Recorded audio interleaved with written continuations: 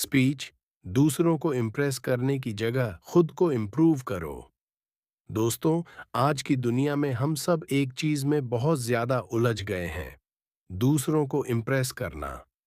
हम चाहते हैं कि लोग हमें देखें, हमें पसंद करें, हमारी तारीफ करें। लेकिन क्या कभी आपने सोचा है कि हम खुद को क्यों भूल जाते हैं? पहला पॉइंट, लोगों की नज़र में नहीं, खुद की नज़र में बढ़ो। हर इंसान चाहता है कि लोग उसके बारे में अच्छा सोचें, लेकिन सच्चाई यह है, लोग कभी संतुष्ट नहीं होते। आप कुछ भी कर लो, कोई न कोई तो आपको जज करेगा ही। इसलिए दूसरों की नज़रों में अच्छा दिखने के बजाय खुद की नज़र में अच्छा बनो। अगर आप रोज खुद को थोड़ा बेहतर बना रहे हैं, तो दुनिया खुद ब खुद नोटिस करेगी। दूसरा पॉइंट, इम्प्रेस करने से ज्यादा जरूरी है एक्सप्रेस करना।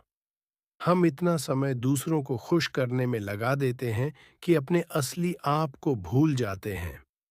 आपको किसी को दिखाने के लिए फेक बनने की जरूरत नहीं है। आप जैसे हैं वैसे ही खूबसूरत हैं, क्योंकि सच्चाई ज्यादा देर तक छिपती नहीं और नकलीपन ज्यादा देर तक टिकता नहीं। तीसरा पॉइंट, खुद में निवेश करो। लोगों को इम्प्रेस करने के लिए हम महंगे कपड़े पहनते हैं, मोबाइल बदलते हैं, फोटो एडिट करते हैं, लेकिन क्या हम कभी अपने स्किल्स, नॉलेज या माइंडसेट पर काम करते हैं?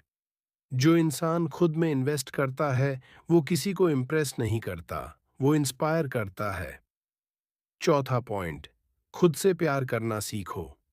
अगर आपको खुद से प्यार नहीं है, तो आप दूसरों से भी सच्चा प्यार नहीं कर सकते।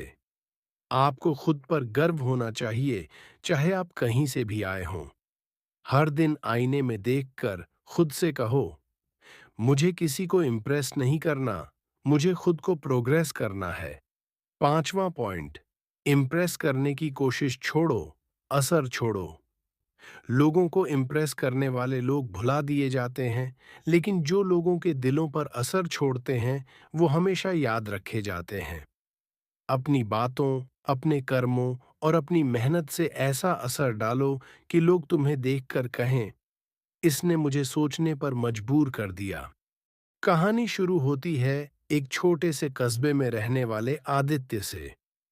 आदित्य एक बहुत होशियार लड़का था, लेकिन उसमें एक कमी थी। वो हर काम को कल कर लूंगा कहकर टाल देता था। सुबह अलार्म बजता तो वो कहता, 5 मिनट और। माँ बुलाती, बेटा, कॉलेज के लिए देर हो जाएगी।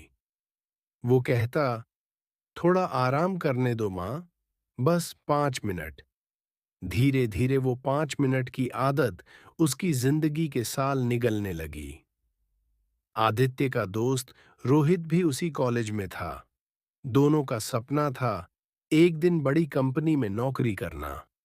रोहित हर सुबह जल्दी उठकर तैयारी करता और आदित्य हमेशा कहता, मेरे पास अभी बहुत समय है। परीक्षा के दिन आए। रोहित तैयार था और आदित्य आधा सिलेबस भी पूरा नहीं कर पाया था। नतीजा, रोहित टॉप कर गया और आदित्य पीछे रह गया।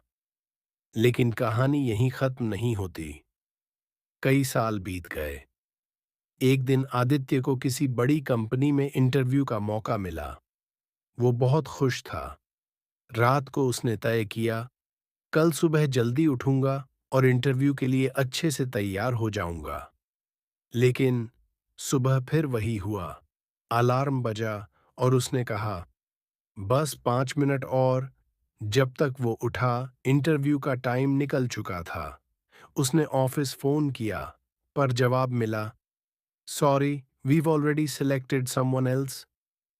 आदित्य उस दिन बहुत रोया। वो समझ गया कि उसने अपने जीवन की सबसे बड़ी हार किसी और से नहीं, बल्कि अपने टाल मटोल से खाई है। कुछ दिन बाद वो मंदिर गया। वहां एक बुजुर्ग बाबा बैठे थे। आदित्य ने कहा, बाबा, मैं बहुत मेहनत करता हूं, पर सफल नहीं हो पाता। बाबा मुस्कुराए और बोले, बेटा, क्या तूने कभी देखा है कि नदी रुकती है? आदित्य बोला, नहीं बाबा, नदी तो हमेशा बहती रहती है। बाबा बोले, ठीक वैसे ही समय भी बहता रहता है। जो नदी से पानी भर लेता है, वो जीवन में तर जाता है। जो सोचता रहता है कि कल भर लूंगा, उसके हाथ सिर्फ रेत रह जाती है। उस दिन के बाद आदित्य ने अपनी जिंदगी बदल दी। अब वो हर सुबह जल्दी उठता, हर काम वक्त पर करता, हर मिनट की कद्र करता। कई सालों बाद वही आदित्य एक बड़ी कंपनी का सीईओ बन गया। लोगों ने पूछा, सर, आपकी सफलता का राज क्या है? आदित्य ने मुस्कुराकर कहा, बस इतना समझ लो, जिंदगी में पैसे खोने से ज्यादा खतरनाक है समय खोना। क्योंकि पैसा तो फिर मिल सकता है, लेकिन एक बार गया हुआ समय कभी वापस नहीं आता। सीख, मॉरल ऑफ द स्टोरी। समय सबसे बड़ा शिक्षक है, बस हमें उसे समझने की जरूरत है। जो समय की कीमत समझ गया, वो अपनी मंजिल तक पहुंच गया। और जो हर काम कल पर छोड़ता है, वो हमेशा कल में ही रह जाता है।